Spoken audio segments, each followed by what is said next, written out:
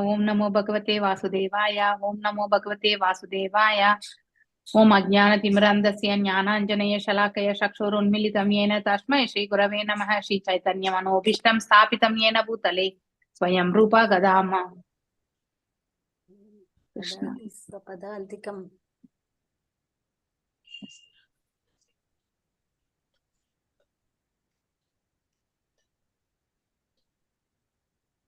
मह्यं तदा स्वापदान्तिकं। हे कृष्णा करुणा सिन्धु दीनबन्धु जगत्पते गोपेश गोपिकान्त राधाकान्त नमस्तुते तप्त काञ्चन गौरांगी राधे वृन्दावनेश्वरी ऋषभानुसुते देवी प्रणमामि हरिप्रिय वाचकल्पदारुभ्यश्च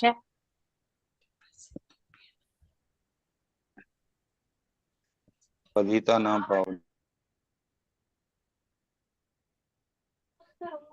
हरे कृष्णा माताजी, उंग वाइस वरला। ऋषभानुसुते देवी प्रणमामि हरिप्रिये वाञ्छकल्पदारुभ्यश्च कृपसिन्धुभ्यैव च पतितानां पावनेभ्यो वैष्णवेभ्यो नमो नमः। जय श्री कृष्ण चैतन्य प्रभु नित्यानंद श्री अद्वैत गदाधर श्रीवासदि गौर भक्तवृंद। हरे कृष्ण कृष्ण कृष्ण हरे हरे, हरे राम राम राम हरे हरे। हरे कृष्णा எல்லாருக்கும் हरे कृष्णा माताजी। हरे कृष्णा।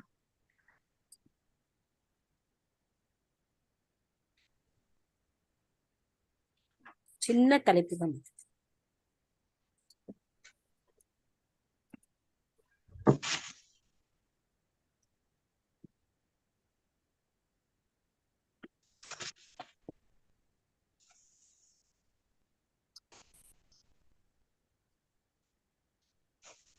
சின்னதுதானா? அப்ப முடிச்சிடலாம். ஓகே, முடிச்சிடலாம் மாதாஜி. எக்ஸ்டிங்கிஷிங் த ஃபாரஸ்ட் ஃபயர் அப்படின்னா காட்டு தீயை அணைத்தல் இல்லையா? அதுதான் இந்த தலைப்பு. எஸ், எத்தனை பேராகிராஃப் இருக்கு பார்க்கலாம் இருங்க. 1 2 3 4 5 6 7 பேராகிராஃப் இருக்கு. ஓகே, சோ யாரெல்லாம் வாசிக்க போறீங்கன்றது 3 பேர் ரைட் பண்ணிருக்கேன். ஓகே, நான் வாசிக்கிறேன் மாதாஜி. கலாவதி மாதாஜி, பத்மா மாதாஜி, பிரேமா மாதாஜி, வேற யார் வாசிக்க போறீங்க? மல்லிகா மாதாஜி 4. ஓகே, இன்னும் ஒரு 2 பேர் கை உயர்த்திடுங்க. சோ தட் எல்லாரும் ஒரு பேராகிராஃப் படிச்சு. ஓகே, சோ யாராவது இருந்தா அடுத்து. ஓகே, எல்லாரும் ஒன்னொன்னா படிங்க, இல்லைன்னா மறுபடியும் ரொட்டேஷன் பண்ணிக்கலாம். ஓகே, எஸ், பிரேமா மாதாஜி வாசிங்க. அத்தியாயம் 17, காட்டு தீயை அணைத்தல். காளியன் தண்டிக்கப்பட்டதை கேட்ட பின் பரீட்சித்து மகாராஜா சுகதேவ கோஸ்வாமியிடம் காளியன் தன் அழகான நாட்டை விட்டு ஏன் வந்தான், கருடன் ஏன் அவன் மீது பகைமை கொண்டிருந்தார் என்று கேட்டார். சுகதேவி கோஸ்வாமி பின்வருமாறு கூறினார். நாகாலயா என்று அழைக்கப்பட்ட தீவில் பாம்புகள் குடியிருந்தன. காளியன் அப்பாம்புகளின் தலைவன்.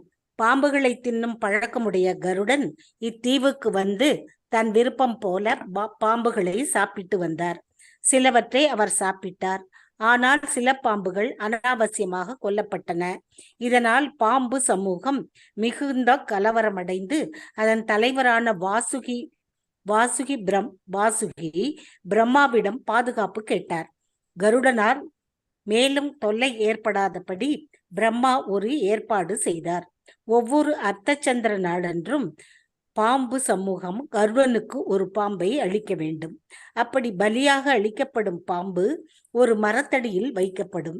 இந்த ஏற்பாடு கருடனுக்கு திருப்தியாக இருந்ததால் அவர் மற்ற பாம்புகளுக்கு தொல்லை தரவில்லை.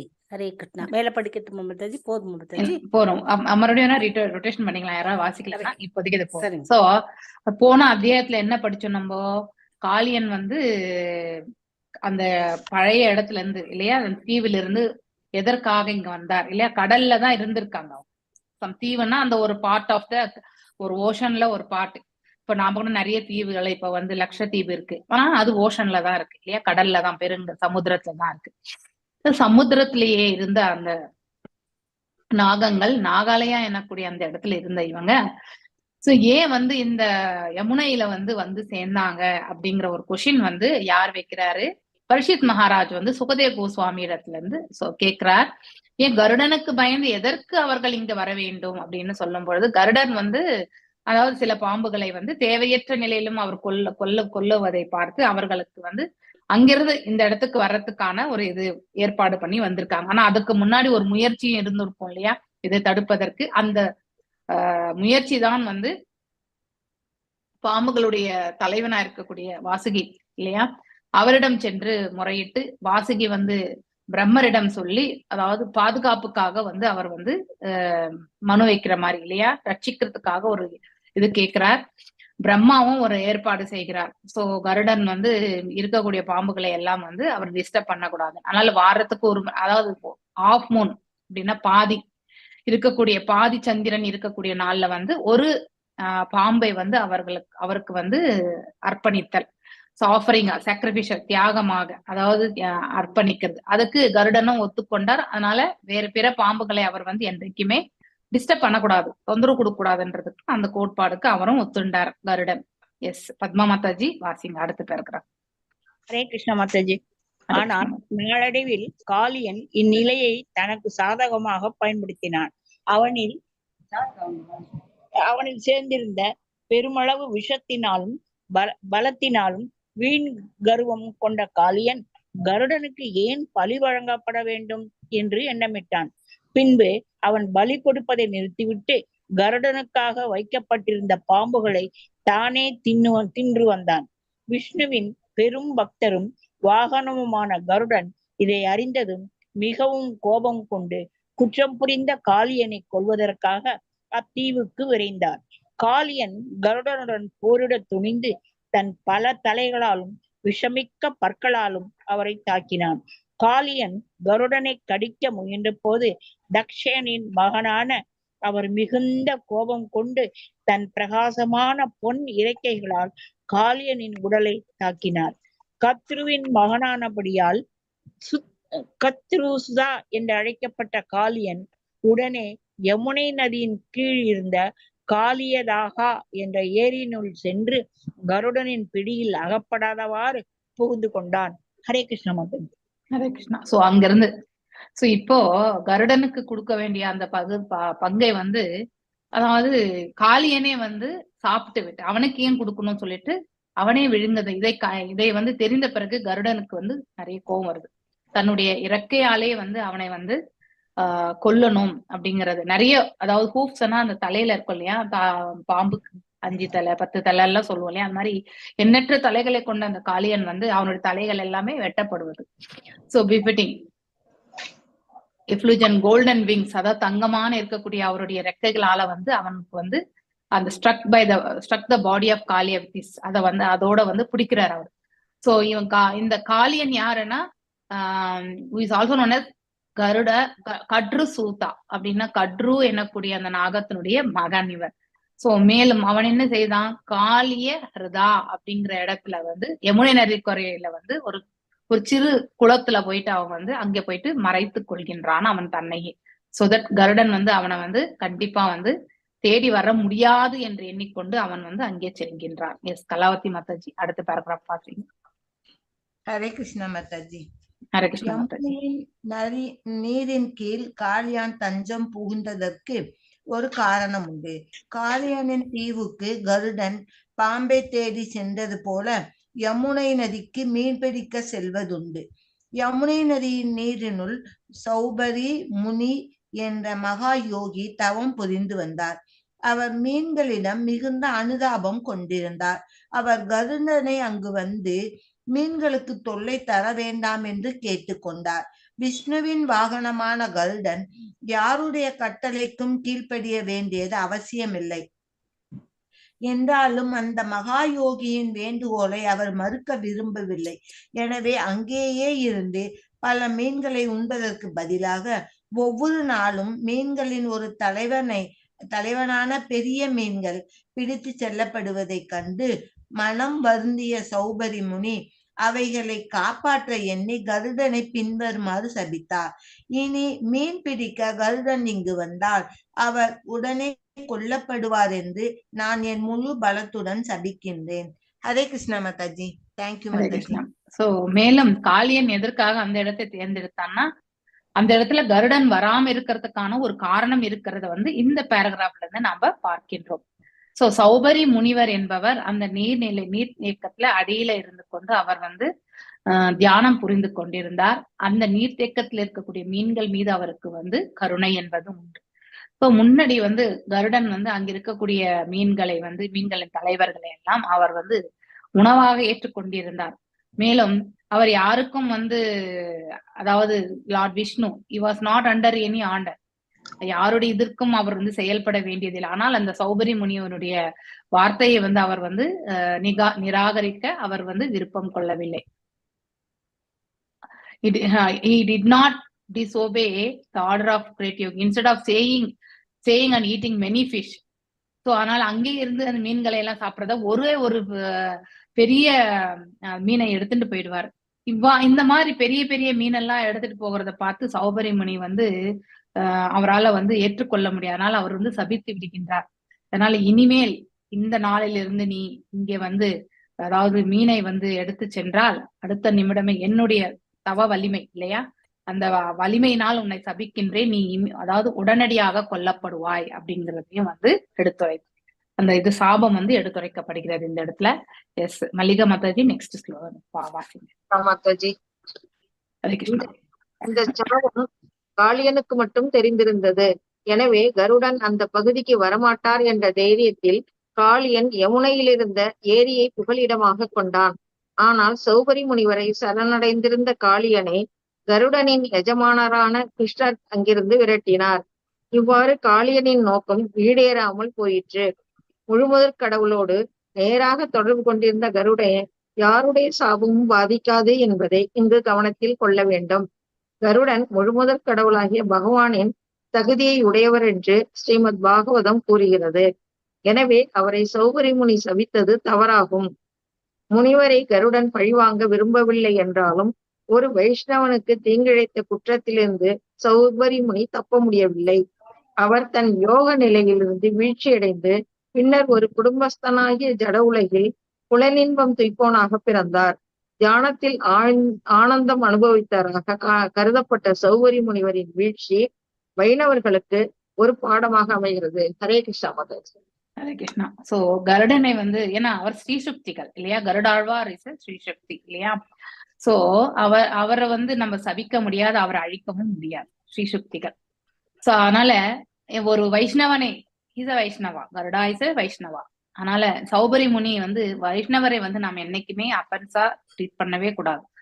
சோ அவ்வாறு அவர் அந்த சாபனையால் அவருடைய அவருடைய புண்ணியங்கள் இது எல்லாமே அவரிடத்துல இருந்து சென்று ஒரு சாதாரண ஒரு மனிதனாக வந்து ஒரு குடும்பஸ்தனாக அவர் வந்து இந்த பிரபஞ்சத்துல வந்து அவதரிக்க வேண்டியதாயிற்று. மேலும் அந்த fall down of Saubhari Muni who was supposed to be observed in the, அவர் அது இன்னும் மேலும் மேலும் அந்த தியானத்துல வந்து முன்னேறி அவர் வந்து விடுதலைக்கான இதுக்கு போகணும். ஆனால் அவர் செய்த ஒரு சிறு தவறினால் வந்து கீழான ஒரு நிலைக்கு தள்ளப்பட்டார். இதுதான் வந்து வைஷ்ணவர்களுக்கு ஒரு, அதாவது ஒரு எடுத்துக்காட்டு, எவ்வாறு இருக்கக்கூடாது என்பதற்கான ஒரு உதாரணத்தாக இந்த இடத்துல வந்து எடுத்துரைக்கப்பட்டிருக்கு. எஸ், நெக்ஸ்ட் பிரேமா மாதாஜி வாசிங். ஹரே ஹரே கிருஷ்ண மாதாஜி. காளியனின் ஏரியிலிருந்து கிருஷ்ணர் வெளிவந்த போது அவரை நண்பர்களும் உறவினர்களும் யமுனை நதிக்கரையில் சந்தித்தார்கள். அழகான அலங்காரங்களுடன் சந்தனம் தரித்து விலையுயர்ந்த மணிகளும் ஆபரணங்களும் அணிந்து முழுவதும் தங்கத்தால் மூடப்பட்டது போல் அவர் தோன்றினார். பிருந்தாவனவாசிகளும் ஆயர்களும் சிறுவர்களும் அன்னை யசோதையும் நந்த மகாராஜாவும் பசுக்களும் கன்றுகளும் கிருஷ்ணர் யமுனை நதியிலிருந்து வெளிவருவதை கண்டபோது புத்துயிர் பெற்றது போல் உணர்ந்தார்கள். புத்துயிர் பெறுபவன் மகிழ்ச்சியில் மூழ்கி போவது இயல்பு. அவர்கள் ஒவ்வொருவரும் கிருஷ்ணரை மார்புற தழுவி மகிழ்ந்து கவலை நீங்க பெற்றார்கள். அன்னை யசோதை, ரோகிணி, நந்த மகாராஜா மற்றும் கோபாலர்கள் மகிழ்ச்சியுடன் கிருஷ்ணரை தழுவி தம் வாழ்வின் இறுதி இலக்கை அடைந்ததாக உணர்ந்தார்கள். ஹரே கிருஷ்ணா மாதாஜி. தேங்க்யூ. சோ மேலும் Krishna finally came out of Kaliyan வந்து அந்த இடத்தை விட்டு சென்றான். மேலும் வந்து பகவான், அதாவது கிருஷ்ணரும் வந்து அந்த குளத்தை விட்டு வெளியே வந்தார். சோ அவர் உயிரோட வெளியே வர்றது பார்த்து அவருக்கு வந்து அழகான மலர் மாலைகள் சூடி இல்லையா, அதாவது அதே மாதிரி நகை அலங்காரங்கள் எல்லாம் செய்து அதுக்கப்புறம் சந்தனத்தால் வந்து அவருக்கு வந்து பூசி இப்படி அவரை வந்து ரொம்ப அலங்காரம் எல்லாம் செய்யறாங்க. மேலும் அங்கிருந்து அவர்கள் கிளம்புகிறார்கள். அங்க என்ன இருக்கு, பசுக்கள் இருக்கு, அவருடைய கோபாலகர்கள் இருக்காங்க இல்லையா, தாய் தந்தை எல்லாருமே வந்து மீண்டும் வந்து திரும்பி வர்றது. அது ஒருத்தர் பெரிய கண்டத்துல இருந்து தப்பிச்சு வெளியே வந்தா எப்படி இருக்கும் இல்லையா? அந்த மாதிரி ஒரு நிலை. தன்னுடைய பிள்ளை வந்து சேஃபா வந்து சேர்ந்துட்டான் அப்படிங்கறது வந்து நந்த மகாராஜாவுக்கும் யசோத தாயாருக்கும் அளப்பெற முடியாத, அதாவது பேரானந்தம் அவங்களுக்கு. மேலும் அவரை இருக்க தழுவி வந்து so they achieve their ultimate goal. மீண்டும் வந்து தன் பிள்ளை தன்னிடம் வந்து சேர்ந்தது ஒரு பெரிய இது இல்லையா? அந்த ஒரு சந்தோஷத்தை வந்து அங்கே வெளிப்படுத்தி கொண்டிருந்தார்கள். Yes, next Padma Mataji. ஹரே கிருஷ்ண மாதாஜி. வாசிங்க மாதாஜி. கிருஷ்ணரை தழுவி கொண்டார், ஆனால் தமக்குள் சிரித்துக் கொண்டார். ஏனெனில் எல்லாரும் கவலைப்பட்டு கொண்டிருந்த போது கிருஷ்ணருக்கு என்ன நேரிடும் என்பதை அவர் அறிந்திருந்தார். யமுனை நதிக்கரையில் இருந்த மரங்களும் பசுக்களும் எருதுகளும் கன்றுகளும் கிருஷ்ணர் திரும்பியதைக் கண்டு மிக்க மகிழ்ச்சி அடைந்தன. விருந்தாவனத்தில் வசித்த பிராமணர்கள் தம் மனைவியருடன் வந்து கிருஷ்ணரையும் அவரது குடும்பத்தினரையும் பாராட்டினார்கள். சமூகத்தின் ஆன்மீக குருமார்களாக கருதப்பட்ட அந்தணர்கள் கிருஷ்ணர் விடுபட்டதற்கு தம் மகிழ்ச்சியை தெரிவித்து அவரையும் அவரின் குடும்பத்தினரையும் ஆசீர்வதித்தார்கள். கிருஷ்ணரின் வருகையால் மகிழ்ச்சி அடைந்த நந்தர் பசுக்களையும் பொன்னையும் பிராமணர்களுக்கு தானமாக வழங்கினார். அன்னை யசோதை கிருஷ்ணரை தன் மடியில் உட்கார வைத்து மகிழ்ச்சி பெருக்கால் கண்ணீர் சிந்திக் கொண்டிருந்தாள். அநேகமாக இரவாகி விட்டதால் விருந்தாவன வாசிகளும் பசுக்களும் மாதாஜி இருங்க ஆப்பர்ச்சுனிட்டி. No problem. இது செல்ஃப் எக்ஸ்பிளனேட்டரி தான். சோ அதுல நிறைய எதுவும் இல்லை. சோ கிருஷ்ணருடைய வருகை, மேலும் தானங்கள், ஒரு நல்ல இது நடந்தா அதுக்கப்புறம் வந்து ஒரு தானம் என்பது நிகழும் இல்லையா? அத்தகைய செயல் எல்லாம் நடந்தது. சோ கண்ணனை வந்து யசோதை தாயார் தன் மடி மீது கிடத்தி அதாவது கண்ணிலிருந்து நீர் வழிந்து கொண்டிருந்தது கண்டினியூஸா. அதுதான் இந்த பேராகிராஃப். எஸ் புஷ்ப மாதாஜி, நீங்க வாசி லாஸ்ட் பேராகிராஃப் வாசி. ஹரே கிருஷ்ணா மாதாஜி. தேங்க்யூ மாதாஜி. தேங்க்யூ. அநேகமாக இரவாகி விட்டதால் விருந்தாவனவாசிகளும் பசுக்களும் கன்றுகளும் மிகவும் களைப்படைந்து யமுனை நதி கரையிலேயே ஓய்வெடுத்துக் கொள்வதென்று தீர்மானித்தார்கள். இவ்வாறு அவர்கள் ஓய்வெடுத்துக் கொண்டிருந்த போது நள்ளிரவில் திடீரென்று காட்டில் நெருப்பு பற்றி கொண்டது. விரைவில் விருந்தாவனவாசிகள் எல்லாம் நெருப்புக்கு இரையாகி விடக்கூடும் என்ற அச்சம் ஏற்பட்டது. நெருப்பின் உஷ்ணம் அவர்களை தகிக்க தொடங்கியதும் அவர்கள் முழுமுதற் கடவுளான கிருஷ்ணரிடம் அப்போது அவர் ஒரு குழந்தையாக விளையாடி கொண்டிருந்த போதும் சரணடைந்தார்கள். அவரிடம் அவர்கள் கூறினார்கள், அன்பான கிருஷ்ணா, முழுமுதற் கடவுளானவரே, பலத்தின் சிகரமான பலராமரே, கோரமான இந்த நெருப்பு எல்லாவற்றையும் அழிக்கக்கூடியது.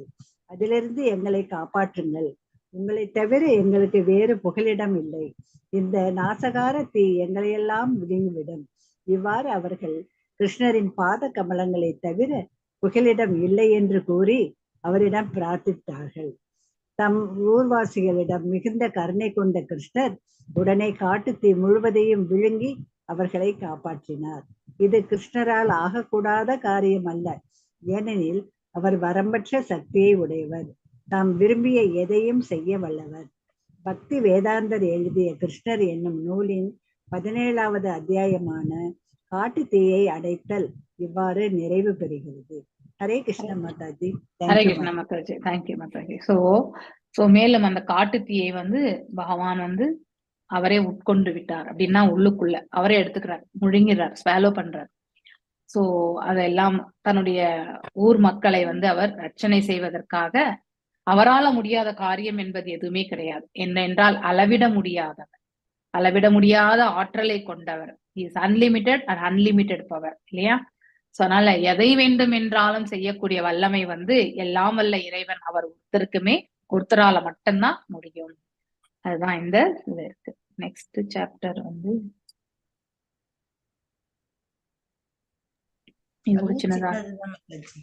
ஓகே, வாசிக்கிறீங்களா? வாசிக்கிறேன் மாதாஜி. ஹரே கிருஷ்ண மாதாஜி. ஹரே கிருஷ்ண மாதாஜி. நீங்க வாசிச்ச பிறகு மல்லிகா மாதாஜி வாசிக்கட்டும். ஓகே. அத்தியாயம் 18. பிரலம்பாசுரவதம். நாசகார தீயை அணைத்த பிறகு கிருஷ்ணர் நண்பர்களும் உறவினர்களும் பசுக்களும் கன்றுகளும் எருதுகளும் புடைசூழ்ந்து அவரின் புகழ் பாடி வர எப்போதும் பசுக்களால் நிறைந்திருந்த விருந்தாவனத்தை மீண்டும் அடைந்தார். கிருஷ்ணரும் பலராமரும் பிருந்தாவனத்தின் கோபாலர்கள் மற்றும் கோபியரின் மத்தியில் மகிழ்ச்சியாக வாழ்ந்திருந்த போது பருவங்கள் மாறி கோடை காலம் வந்தது. கோடை காலத்தில் உஷ்ணம் மிகுதியாக இருப்பதால் மக்கள் அப்பருவத்தை அவ்வளவாக விரும்புவதில்லை. ஆனால் பிருந்தாவனத்தில் எல்லோரும் கோடையை வரவேற்றார்கள். ஏனெனில் அங்கு கோடை வசந்த காலத்தை போல் இன்பகரமாக இருந்தது. இது எவ்வாறெனில் பிரம்மதேவனையும் சிவபெருமானையும் தம் ஆளுகைக்குள் வைத்திருந்த கிருஷ்ணரும் பலராமரும் அங்கு வசித்ததால் அது சாத்தியமாயிற்று. பிருந்தாவனத்தின் அருவிகளிலிருந்து எப்போதும் நீர் வீழ்ந்து கொண்டிருக்கும். அதன் இனிய ஒளி வண்டின் ரீங்காரத்தை தோற்கடிக்கும். எங்கும் நீர் வழிந்து ஓடுவதால் வனம் எப்போதும் பசுமையாகவும் அழகாகவும் விளங்கும். ஹரே கிருஷ்ணா. படிங்க மாதாஜி. இந்த 2 பேராகிராஃப் சின்ன படிங்க. பிருந்தாவனவாசிகள் ஒருபோதும் சூரியனின் தகிக்கும் வெப்ப மிகுதியினால் அவதிப்பட்டது இல்லை. பிருந்தாவனத்தின் ஏரிகளை சுற்றி பசுமையான புல் வகைகளும் கல்காரா கஞ்சோத்பலம் போன்ற பல வகையான தாமரை மலர்களும் பரவி இருந்ததால் அங்கு எப்போதும் நறுமணம் வீசிற்று. யமுனை நதியின் அலைகளில் இருந்தும் ஏரிகளில் இருந்தும் நீர்வீழ்ச்சிகளிலிருந்தும் எழுந்த நீரின் குளுமையின் காரணமாக அங்கு எப்போதும் கோடையின் வெப்பம் அவர்களை பாதிக்கவில்லை. பிருந்தாவனம் மிக நேர்த்தியான இடம். அங்கு மலர்கள் எப்போதும் நிறைந்திருக்கும். பல வகையான அழகுமிக்க மான்கள் அங்கு விளையாடின. பறவைகளின் கலவரம், மயில்களின் கூவலும் நடனமும் வண்டுகளின் ரீங்காரமும் அங்கு நிலவின. அங்குள்ள குயில்கள் 5 வகையான பண்களில் கீதம் இசைத்தன. ஹரே கிருஷ்ணா மாதாஜி. ஹரே கிருஷ்ண மாதாஜி. சோ இப்போ இந்த விருந்தாவனத்தினுடைய மகிமையை பற்றி இந்த 3 இது பேராகிராஃப்ல பாக்குறோம். சோ கோடை காலம் வந்தால் கூட அங்கே குளுமையாக இருக்கும். ஏன்னா எல்லாம் வல்ல இறைவன் கிருஷ்ண பலராம் இருக்கிறதுனால சிவாவும் சிவனும் பிரம்மனுமே அவருக்கு இருவருக்குமே அவங்களுடைய கட்டுப்பாட்டுல இருந்துதான் இயங்குறவங்க இல்லையா. எல்லாம் வல்ல இறைவனுடைய கட்டுப்பாட்டில் இருந்துதான் பிரம்மாவும் சிவனும் இயங்குபவர்கள். அதனால அவங்க இருக்கும் பொழுது அங்கே கோடைக்கான வெப்பம் என்பது இல்லை என்பதை ரொம்ப அழகாக, மேலும் மலர்களுடைய நறுமணம், இது எல்லாமே விருந்தாவனம் பாக்குறதுக்கே ரொம்ப அற்புதமான ஒரு இடமாக காட்சியளித்ததாக இந்த 3 அங்கே பறவைகளுடைய நடனம் இல்லையா, மயில்களுடைய நடனம் மற்றும் பறவைகளுடைய கிரீச் குரல் இல்லையா, பாடல்கள், இது எல்லாமே 5 விதமான பண்கள் டியூன்ஸ், அதாவது ராகங்கள்ல பாடுறத கேட்க முடியறதுன்னு இந்த பேராகிராஃப்ல ரொம்ப அற்புதமாக எடுத்துரைக்கப்பட்டிருக்கு. எஸ் மல்லிகா மாதாஜி வாசிங்க. இந்த 2 பேராகிராஃப் வாசிச்சிருங்க நீங்க. அதுக்கு அடுத்து புஷ்ப மாதாஜி வாசிக்கட்டும். மகிழ்ச்சியின் இருப்பிடமான கிருஷ்ணர் குழலூதியபடி அண்ணன் பலராமர் மற்றும் கோபால சிறுவர்களும் பசுக்களும் சூழ விருந்தாவனத்தின் காட்டில் விளையாடி மகிழ்வதற்கு புறப்பட்டார். மயிலிறகுகளை ஒத்த மலர்களையும் புதிதாக வளர்ந்த இலைகளையும் கொண்ட மரங்களிடையே அவர்கள் நடந்து சென்றார்கள். அவர்கள் மலர் மாலைகளை அணிந்து குங்குமப்பொடி பூச பெற்று அழகாக விளங்கினார்கள். ஆடியும் பாடியும் சில வேளைகளில் சண்டையிட்டுக் கொண்டும் அவர்கள் சென்றார்கள். கிருஷ்ணன் நடனமாட சில சிறுவர்கள் பாடினார்கள். சிலர் குழல் இசைத்தார்கள். சிலர் எருமை கொம்பை ஊதினார்கள். சிலர் கும்மி அடித்து கிருஷ்ணரின் புகழை பாடினார்கள். உண்மையில் இச்சிறுவர்கள் எல்லாம் கிருஷ்ணருக்கு உதவுவதற்காக வானுலகிலிருந்து இறங்கி வந்திருந்த தேவர்கள். ஆயர்குல சிறுவர்களின் தோற்றத்தில் இருந்த தேவர்களானவர்கள் கிருஷ்ணரை நடனமாடும்படி உற்சாகப்படுத்தி கொண்டிருந்தார்கள். இவ்வாறு கலைஞர்கள் ஒருவரை ஒருவர் புகழ்ந்து உற்சாகப்படுத்துவது வழக்கம்தானே. அதுவரை கிருஷ்ணருக்கும் பலராமருக்கும் முடியெடுக்கும் சடங்கு நடைபெற்றிருக்கவில்லை. எனவே அவர்களின் தலைமுடி காக்கையின் இறகுகள் போலவும் அடர்ந்திருந்தன. நண்பர்களுடன் கண்பொத்தி விளையாடியும் ஆடியும் குதித்தும் மல்யுத்தம் செய்தும் எழுந்தார்கள். சில வேளைகளில் நண்பர்கள் ஆடி பாடிய போது, நண்பர்களே, உங்களின் நடனமும் பாட்டும் மிக நேர்த்தியாக உள்ளன என்று கூறி கிருஷ்ணர் அவர்களை பாராட்டுவார். உருண்டையான ஆமலைக்கு பழங்களையும் மணி போன்ற வடிவிலான வேறு சில பழங்களையும் அவர்கள் பந்தாடுவார்கள். கண் கட்டி ஒருவரை ஒருவர் தொட்டும் சவால் விடுத்தும் சடுகுடு ஆடினார்கள். சில வேளைகளில் அவர்கள் காட்டுமான்களைப் போலவும் பறவைகளைப் போலவும் நடித்து தவளைகளைப் போல் குரல் கொடுத்து நக்கல் செய்தும் மகிழ்ந்தனர். மரங்களில் ஊஞ்சலாடி விளையாடினார்கள். சில வேளைகளில் அரசன் மற்றும் குடிமக்களாக தம்மை கற்பனை செய்து சபை நடத்தினார்கள். இவ்வாறாக நதிகளும் ஏரிகளும் ஓடைகளும் நேர்த்தியான மரங்களும் சிறந்த பழ வகைகளும் நிறைந்திருந்த பிருந்தாவனத்தின் இதமான சூழ்நிலையில் பலராமரும் கிருஷ்ணரும் நண்பர்களான ஆயர்குல சிறுவர்களுடன் பல வகையான விளையாட்டுகளில் ஈடுபட்டு மகிழ்ந்திருந்தார்கள். ஹரே கிருஷ்ணா மாதாஜி. தேங்க்யூ. ஹரே கிருஷ்ணா, ஹரே கிருஷ்ணா. ஸோ இப்போ இதனுடைய எக்ஸ்பிளனேஷன்ல ஒண்ணு நம்ம வந்து கிருஷ்ணர் தன்னுடைய பால்ய லீலைகள் எல்லாமே அதாவது 10 இல்லையா, 9 10 14 பௌகண்ய வயசு, அது என்னது பருவம்னு சொன்னாங்க இல்லையா போன சாப்டர் இல்லையா, பௌகாண்ட பருவத்துல வந்து அவருடைய செயல்கள் எல்லாமே ரொம்ப அற்புதமாக விளக்கப்பட்டிருக்கு. இல்ல இந்த மாதிரி செயல்கள் நம்ம கூட சிறு பிராயத்துல வந்து நம்முடைய தோழர்களோடையும் தோழிகளோடையும் நம்மளும் செய்திருக்கோம் இல்லையா. கண்ணை கட்டிட்டு தேடுறது இல்லையா, ஹைட் அண்ட் சீக், இது எல்லாமே நம்ம விளையாடி இருக்கோம். அதேதான் அந்த காலத்துல வந்து பகவானும் சுயம் இறங்கி வந்தப்ப கூட வந்து தன்னுடைய லீலைகள் ஆடுறதும் பாடுறதும் இல்லையா. சோ இந்த மாதிரியான லீலைகள் எல்லாமே செய்து அந்த அவருடைய பால்ய பருவத்தினுடைய லீலைகள் எல்லாமே அழகாக எடுத்துரைக்கப்பட்டிருக்கு. அப்பவும் அவங்களுக்கு வந்து முடி அதாவது எடுக்கக்கூடிய அந்த இது வந்து செரிமனி அப்படின்னாக்கா, அந்த நம்ம கூட அந்த நிகழ்ச்சிகள் எல்லாம் செய்வோம் இல்லையா, முடி வெட்டுறது, அதாவது மொட்டை அடிக்கிறது இல்லையா, நம்ம திருப்பதிக்கு போயிட்டு மொட்டை போட்டுட்டு வந்துருவோம் நம்ம, அந்த இது வந்து நிகழவில்லை அது வரைக்கும். அதனால அவருடைய கூந்தல் வந்து கருகருன்னு ரொம்ப அழகாக இருந்தது என்று அழகாக வர்ணிக்கப்பட்டிருக்கு. எஸ் புஷ்பா மாதாஜி, அடுத்து வாசி. ஹரே கிருஷ்ணா மாதாஜி. ஒரு நாள் அவர்கள் இவ்வாறு தம் பரமான விளையாட்டுகளில் லயித்திருந்த போது பிரலம்பாசுரன் என்ற பெயருடைய அரக்கன் அவர்களிடையே புகுந்து பலராமரையும் கிருஷ்ணரையும் கொல்ல விழைந்தான்.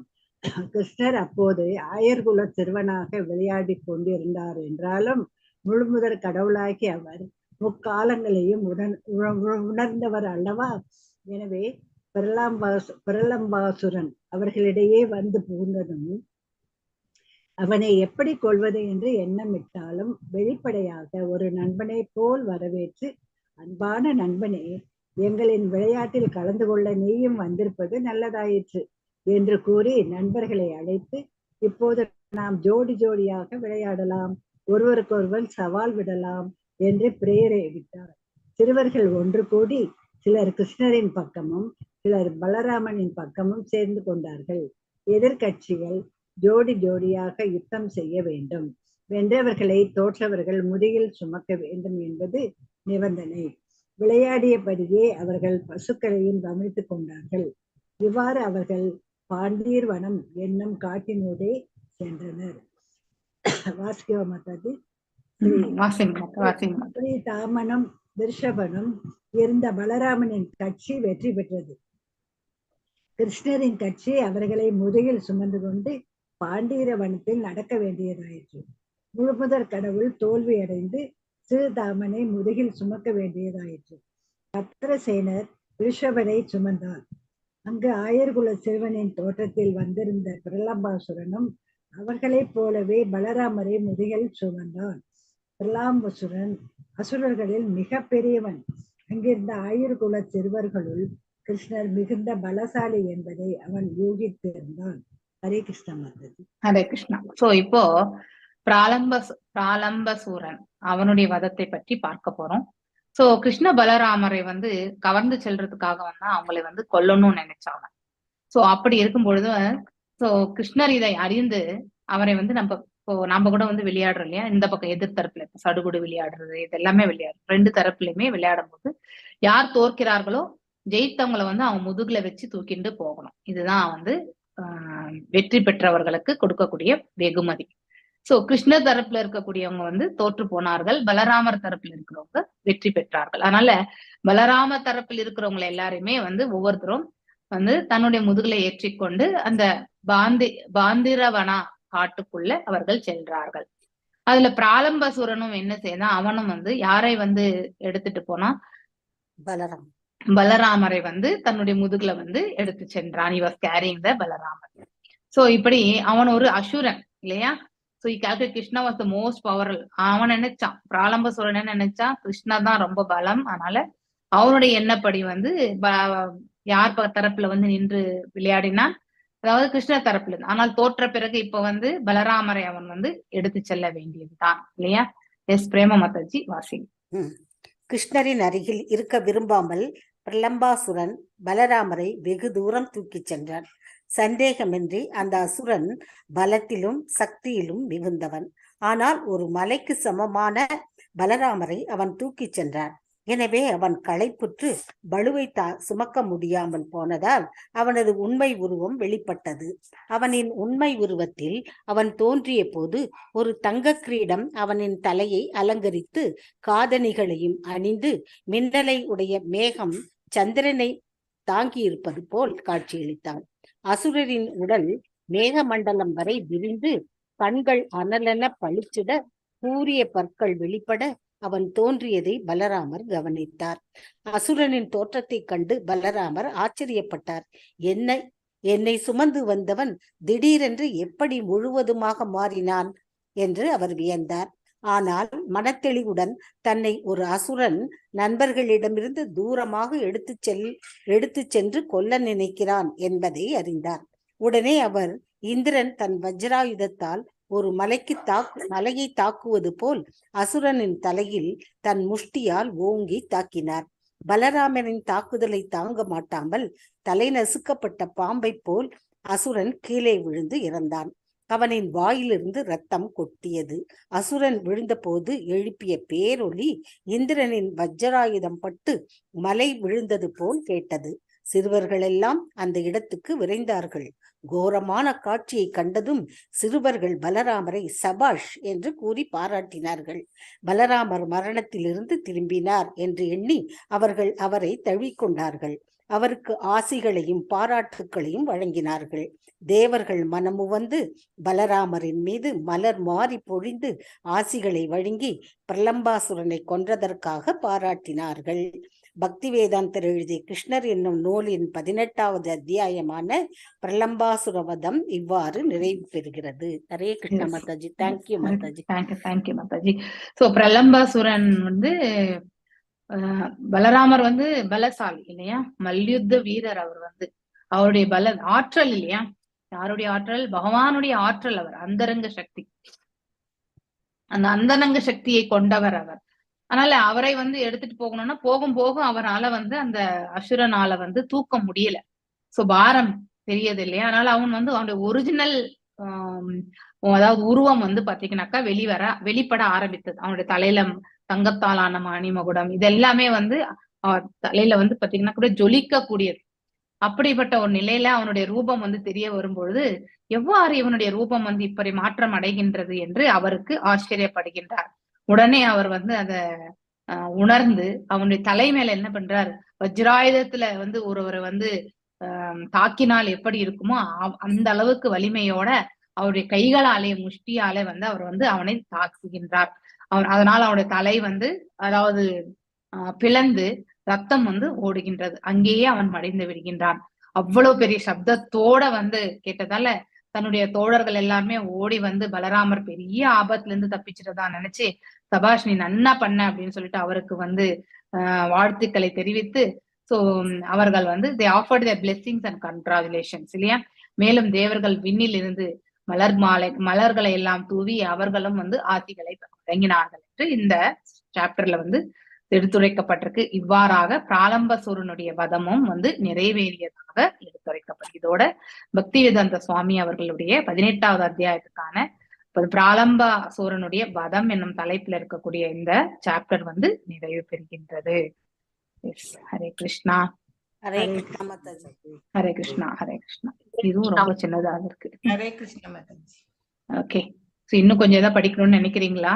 ஹரே கிருஷ்ணா. கிளாஸ் இன்னும் கொஞ்சம் தான் சின்ன கதை. நாளைக்கு படிச்சு அடுத்த வாரம் படிச்சுக்கலாம். நான் படிச்சுறேன் மாதாஜி. நான் வேகமா படிச்சுடுவேன் மாதாஜி. சரி சரி ஓகே. இந்த அதாவது நான் லீவ் ஆயிக்கிறேன் மாதாஜி. ஓகே மாதாஜி. நம்ம கிளாஸ். ஹரே கிருஷ்ண மாதாஜி. மாதாஜி என் பேரு மாயாபுரி ட்ரிப்ல இல்ல மாதாஜி. நானும் அதுதான் செல்வம் பிரபு கிட்டதான் சொல்லிருக்கேன். பிரபு குரூப்ல அவருக்கு தான் ரூபா அனுப்புறேன் மாதாஜி. அவரு அவரு பேர்ல வந்திருக்கும் போல மாதாஜி. தெரியல உங்க பேரு, நீங்க விஜயகுமாரி மாதாஜி பேர் கூட இல்ல. மாதாஜி அவங்க பேர்ல டிவோட்டிஸ் இருப்பாங்க பாருங்க. சிங்காரம் செல்வன் இந்த சைட்ல வந்து டிவோட்டிஸ்னு போட்டிருப்பாங்க. அந்த டிவோட்டிஸ்ல உங்க கவுண்டிங் இருக்கும்னு நினைக்கிறேன். I think. அப்படிங்களா? இருங்க, நான் அவருக்கு தான் அனுப்பினேன். இப்போ நான் எனக்கு என்னோட ஒய்ஃப்க்கும் பண்ணேன், நானு புக் பண்ணேன். என்னோட ஒய்ஃப் முன்னாடி என் பேரு வரல, என்னோட ஒய்ஃப் பேர் வந்திருக்கு. அதோட 2 டிவோட்டின்னு வந்திருக்கு. ஒரு நிமிஷம் இருங்க. பிரபுஜி கிட்ட கேட்டேன் மாதாஜி, அவரு எனக்கு வந்திருக்குமா, நான் உங்களுக்கு அனுப்பி வைக்கிறேன். ஆமா, அவரோட அக்கவுண்ட்ல கொடுத்திருப்பாங்க மாதாஜி. 4 டிவோட்டிஸ், 5 டிவோட்டிஸ், 6 டிவோட்டிஸ்னு கொடுத்திருப்பாங்க.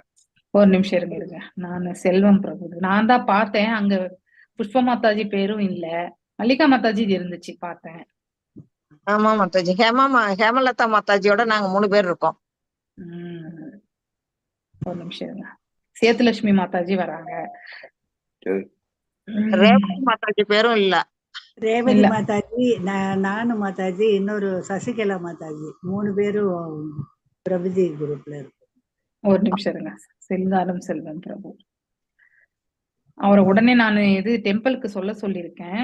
பட் என்ன சொன்னேன் ஏதோ தெரியல. செல்வம், ஏன்னா உங்களை அதுல ஆட் பண்ணிடுவாங்க இல்லையா. அவங்களுக்கு குரூப்பும் அவரோட வந்து சுந்தர்ராஜன் பிரபுன்னு மட்டும்தான் ஒண்ணு வந்திருக்கு. உங்க பேர் இல்ல, அதுல இல்ல. ரேவதி மாதாஜி பேரும் இல்ல மாதாஜி, அவங்களும் வராங்க. எங்க 3 பேரும் சொன்னாரு மாதாஜி ஒரு ரூம்ட்டு. ரேவதி மாதாஜி, புஷ்ப மாதாஜி, சசிகலா மாதாஜி ஒரு ரூம் சொன்னாரு. எங்களுக்கு வரல மாதாஜி, ஒன்னும் வரல. ஓகே, ஒரு நிமிஷம் இருங்க மாதாஜி. நான் அவரையே பேச சொல்றேன், ஏன்னா அவர் எப்படி எந்த மோட்ல பண்ணாருன்னு தெரியாது இல்லைங்களா. நான் கேட்டதுக்கு அவரு நான் அனுப்பி வைக்கிறேன்மா நைட்டுக்குள்ள. அதான் அவர் பேசியிருப்பாருன்னு நினைக்கிறேன். அவர் ஏதாவது நான் பண்ண முடியலன்னா எனக்கு சொல்லுங்க, நாளைக்கு நான் வந்து பேசுறேன். வேற யாராவது விட்டு போயிருக்கா நம்ம டிவோட்டிஸ்? ஆர் விஜயகுமாரி இல்ல, அவங்க வரல நினைக்கிறேன் இல்லையா. பி விஜயகுமாரி தான் வராங்க. யாரு மாதாஜி? பி விஜயகுமாரி தான் வராங்க. ஆர் விஜயகுமாரி வரல. ஆர் விஜயகுமாரி வரல. பி விஜயகுமாரி, ஹேமலதா, மல்லிகா மாதாஜி 3 பேர். பிரேமாராணி, நாங்க 4 பேரும் அதுல இருக்கோம். பிரேமாராணியா? ஓகே, நீங்க 4 பேரு. பிரேமாராணி இது இருக்கிற மாதிரி தெரியல மாதாஜில. இருக்காங்க மாதாஜி. அந்த குரூப்ல வந்து ஹேமலதாங்கிற பேர்ல சைடுல வந்து எங்க 3 பேர் பேரும் போட்டிருக்கோம். ஒரு நிமிஷம் இருங்க. ஹேமலதா இல்லையா, நான் பாத்துறேன். ஹேமலதா ஆர். ஆமா, பி விஜயகுமாரி, மல்லிகா அண்ட் பிரேமாராணி போட்டாங்க. நீங்க 4 பேர் ஒரு ரூம் இல்லையா? ஆமா மாதாஜி. ஓகே, உங்களுக்கு இருக்கு. ஒன்லி இப்போ வந்து புஷ்ப மாதாஜி, ரேவதி மாதாஜி, சசிகலா மாதாஜி அண்ட் அவ்வளவுதானா? நீங்க 3 பேர், உங்க 3 பேருக்கு மட்டும் தெரியும். ஓகே ஓகே, சரி மாதாஜி. அவரு என்ன செய்யறாரு பாக்கட்டும். சொல்லுங்க பிரபு. ராஜு பிரபு அவர்தான் பாக்குறாருன்னு நினைக்கிறேன். ஆராத்யா பிரபுன்னு சொல்லிட்டு ஒருத்தர் இருக்காரு இல்லையா, ராஜுன்னு சொல்லிட்டு. அவர் தான் பாப்பாரு. அவர்கிட்ட டெலிபோன் பண்ணா கூட போறோம், அவர் நோட் பண்ணிப்பாரு மாதாஜி. கரெக்ட். இப்ப செல்வம் பிரபு ஏதாவது கனெக்ட் பண்ணிருப்பாரு. அவரு அப்டேட் பண்ணட்டும். நாளைக்கு வேணா நான் ஐ வில் டேக் அப் தி கால். நான் என்னோட ட்ரெயின்லாம் சேஞ்ச் பண்ணேன் மாதாஜி. ஷெட்யூல்லாம் சேஞ்ச் பண்ணேன். அது வந்து நான் அவர்கிட்ட வாட்ஸ்அப்ல மூலியமா தெரிவிச்சிட்டேன். நான் என்னோட ட்ரெயின் டீடைல் இதெல்லாம் ஷெட்யூல்லாம் சேஞ்ச் ஆயிடுச்சு என்னோட தேவை. அது சொல்லிட்டேன் அவர்கிட்ட. காலையில தான் பேசினேன் நான். ஓகே சரி. Okay yes. பத்மா மாதாஜி, எனக்கு ஆரியாங்கிற ஒரு கனெக்ஷன் கொடுத்திருக்காங்க. ஆமா, கரெக்ட்டா. அவர்தான் ராஜுன்னு பேரு. அவர் பேரு ராஜுன்னு பேரு. கரெக்ட். அவர்தான் மாதாஜி. வெங்கடராஜுன்னு பேரு. அவர் பேரு இந்த இனிஷியேஷன் ஆனதுக்கு அப்புறம் பேரு சேஞ்ச் ஆச்சு. தெலுங்கு, ஹிந்தி, கன்னடா எல்லாம் தெரியும் அவருக்கு. அவர் வந்து ஐ திங்க் தெலுங்கு டீமுக்கு செல்வம் பிரபுக்கு ரொம்ப ஃப்ரெண்ட்ஸ். அவங்க ரொம்ப ஃப்ரெண்ட்ஸ். அதனால அவர் பண்ணிப்பார். விடுங்க மாதாஜி, டோன்ட் வரி. நான் நாளைக்கு பேசுறேன் நான் செல்வம் பிரபு கிட்ட. ஓகே, ஹரே கிருஷ்ணா. உங்களை எல்லாருமே அதுல ஆட் பண்ணணும். அப்பதான் உங்களுக்கு அது என்ன போடுறாங்க அப்படிங்கறது தெரியும் இல்லையா. உங்களுக்கு வரல, ஒரு நியூஸ் வரல. இல்ல I will inform to add. Selvam பிரபுக்கு சொல்றேன். அதே மாதிரி மல்லிகா மாதாஜி எல்லாருமே ஆட் பண்ணும். இண்டிவிஜுவலா ஆட் பண்ணாதான் உங்களுக்கு என்ன நடக்குதுன்னு தெரியும். பிளைண்டா இருக்க முடியாது இல்லையா. குரூப்ல நாங்க ஆட் ஆயிட்டோம். அது எங்களுக்கு குரூப் ஓபன் ஆயிருக்கு. அப்படியா? சரி சரி. யாத்ரா குரூப் வந்து ஓப்பன் இருக்கு. மாயாப்பூர் யாத்திரையில நீங்க ஆட் ஆயிருக்கீங்களா? ஆட் ஆயிருக்கமா? ஆமா, ஜெனரல் குரூப்னு ஒரு குரூப் இருக்கு. அதுல ஆரியன் பிரபு தான் ஆரம்பிச்சாரு அவரு. அது எல்லாரையும் ஜாயின் பண்ணி வச்சிருக்காரு. யாத்ரா அது வித் போன் நம்பரோட பேரோட யார் யார் இருக்கோன்னு சொல்லிட்டே கூட எனக்கு இன்ஃபர்மேஷன் வந்தது மாதாஜி. எஸ், ஒரு நிமிஷம் இருங்க. மல்லிகா மாதாஜி இருக்காங்க, பார்த்தேன் நானு. விஜயகுமாரி மாதாஜியும் இருக்காங்க. மாயாப்பூர் யாத்ரா ஜெனரல் குரூப்னு ஒண்ணு. General group. ஆமா ஆமா. ஹேமலதா ராஜேந்திரன், அதான் அவங்க பேரா? ஆமா மாதாஜி, அவங்களும் இருக்காங்க. பிரேமராணி மாதாஜி இருக்காங்களே அந்த குரூப்ல? இருக்காங்க, அவங்க இருக்கிறாங்க. அவங்க இருக்காங்க, பிரேமராணி இருக்காங்க. நாங்க 3 பேர் தான் இல்ல மாதாஜி. புஷ்பா மாதாஜி, சசிகலா மாதாஜி, அதுக்கப்புறம் ரேவதி மாதாஜி இல்ல. 3 பேருமே ஆட் பண்ண சொல்லணும். அவங்க 3 பேரையும் நான் சொல்றேன், நான் ஆட் பண்ண சொல்லி. ஓகே, கொடுத்திருக்காங்க மாதாஜி. யாரு பேராவது விட்டு போட்டிருந்தா கைண்ட்லி இன்ஃபார்மர்ஸ் கொடுத்திருக்காங்க. அந்த கோஆர்டினேஷன் டீம் கிட்ட சொன்ன ராஜு பிரபு கிட்ட சொன்னா போறோம் மாதாஜி, அவர் பண்ணுவாரு, ஆட் பண்ணுவார். நானு இல்ல செல்வம் பிரபு மூலியமா, ஏன்னா அவரோட கோஆர்டினேட் அவர்கிட்ட சொல்றேன் நானு. ஏன்னா லெட் ஹிம் கோ த்ரூ, ஏன்னா அவர் தான் ஏதோ புக் பண்ணிருக்காரு. அவர் மூலியமா சொல்லிடுறேன் நான். ஒரு கன்ஃபியூஸ் ஆயிடக்கூடாது. நான் ஒண்ணு சொல்ல அவங்க ஒண்ணு சொல்ல மாதிரி ஆயிடும். அவர் என்ன ஒரே நீட்டா பண்ணாரு மாதாஜி எங்க 3 பேருக்கு. No problem, don't worry. Add பண்ணிடுறோம். அப்ப உங்களுக்கு அந்த இதுல வந்து லிஸ்ட்ல உங்களுக்கு வந்துனே இருக்கும். உங்களுக்கு என்னென்ன அப்டேட்ஸ் எல்லாம் வந்துட்டே இருக்கும். ஆக்சுவலி உங்களுக்கு வந்ததே தெரியல மாதாஜி. நான் தான் சொன்னேன் உங்க பேர் வரல, என்ன பண்ணீங்க கேளுங்க அப்படின்னு. சொல்லிதான் தெரியும் மாதாஜி. இல்ல, நான் காலையிலே பார்த்து மெசேஜ் கூட போட்டேன். லிஸ்ட் கூட செல்வம் பிரபுக்கு ஷேர் பண்ணிட்டேன் நான். பாருங்க டிவோட்டிஸ் எல்லாம் இல்ல, செக் பண்ணிட்டு இல்லன்னா நீங்க க்ளோஸ் பண்ணணும். காலையில நான் செல்வம் பிரபுக்கு போட்டேன். பார்த்தாரா இல்ல? 7 மணி கிளாஸ் இருக்கு வேற அவருக்கு. அதனாலதான் அன்பில பாத்துட்டாரு. ப்ளீஸ் செக் அவர் Tamil devotees name, if anything missing please inform the yatra coordinator கூட போட்டேன் நான். அவருக்கு காலையிலே போட்டேன் நானு. மோஸ்ட்லி அவர் அதுக்கப்புறம் தான் பாத்துருப்பாருன்னு நினைக்கிறேன். நல்லா பாக்கலாம். உங்களுக்கு அனுப்புறேமானாரு. ஓகே மாதாஜி, வேற ஏதாவது டவுட்ஸ் இருக்கா? நான் இந்த சாப்டர் இப்ப எடுக்கல, நெக்ஸ்ட் வீக்கே பண்ணிக்கலாம். அவர்கிட்ட ஒரு தடவை நேரா பேசிருக்கேன் மாதாஜி, அவரு மறந்துட்டாரு.